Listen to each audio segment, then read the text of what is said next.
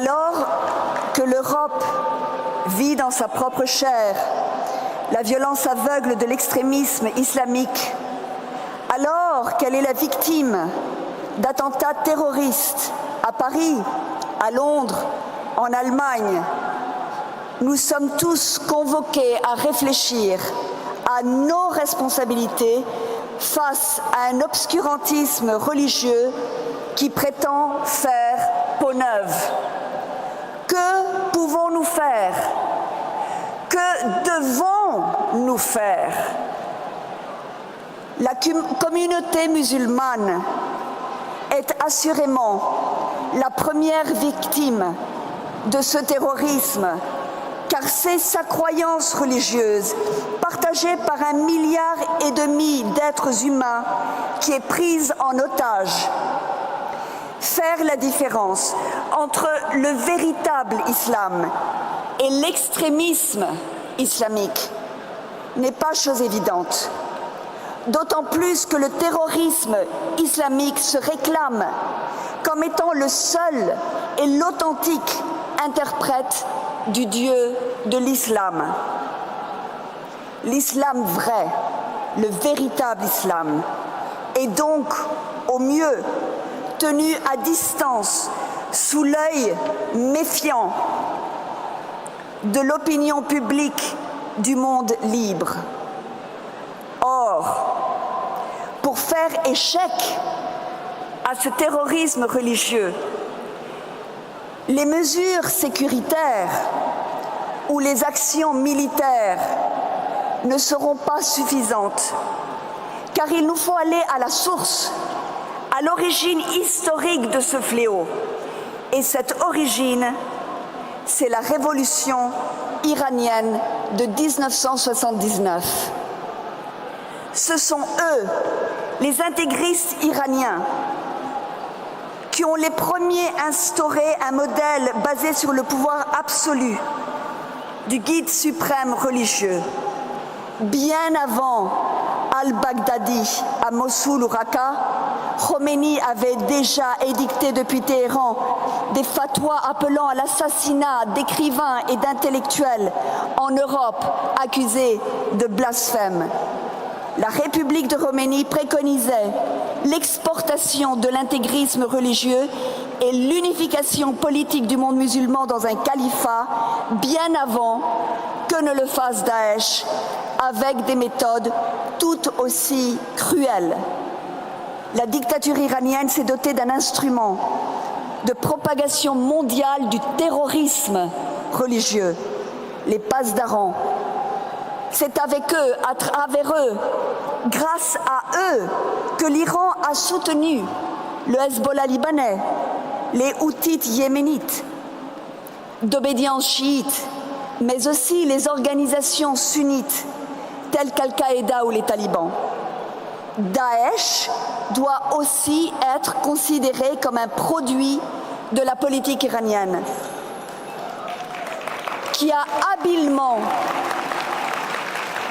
manœuvré chez ses alliés, la Syrie et l'Irak, pour mettre en liberté les chefs de file de ce qui deviendrait par la suite Daesh.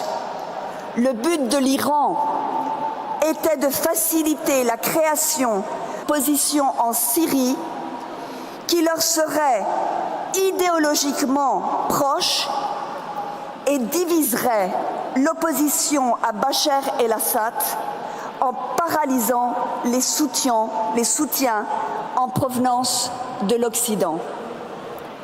Or, malgré cette politique d'expansion tout azimut, c'est dans son propre territoire que le régime des mollahs a rencontré la résistance la plus farouche.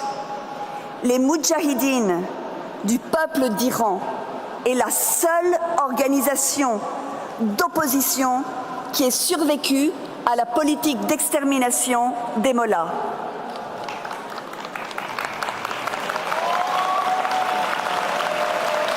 Ce mouvement est un mouvement de résistance par des musulmans pour les musulmans, qui a réussi à dévoiler et à mettre à nu l'islam dénaturé des mollahs. Sa force sereine, la force sereine de ce mouvement de résistance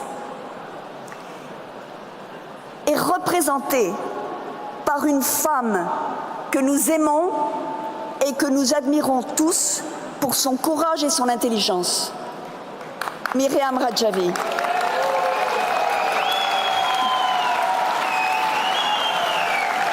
C'est elle, avec l'appui de vous tous, de la résistance de milliers d'Iraniens et d'Iraniennes, qui est en passe de devenir la véritable force antiterroriste dont nous avons besoin. C'est elle, avec vous, qui est la véritable alternative démocratique pour et par les musulmans d'Iran, et c'est elle et vous qui êtes l'exemple pour les musulmans libres du monde entier. Si nous sommes ici réunis aujourd'hui, c'est pour démontrer l'union et la force qui se galvanisent autour de Myriam Radjavi, entourée de l'amitié du monde entier, dans sa plus grande diversité, car nous représentons, chacun de nous, tous ici, toutes les races, toutes les cultures, toutes les religions du monde, car nous sommes convaincus que c'est cette union qui est notre meilleure stratégie pour mettre fin au terrorisme international des mollahs. Nous sommes ici réunis car nous sommes certains que la résistance iranienne, avec son fer de lance, les rescapés de Camp Liberty, sous le leadership de Myriam Radjavi, est mûre pour prendre la relève grâce à son organisation, à ses compétences, à son appui populaire en Iran pour changer le cours de l'histoire au nom de la liberté, de la fraternité et de l'égalité dans le monde.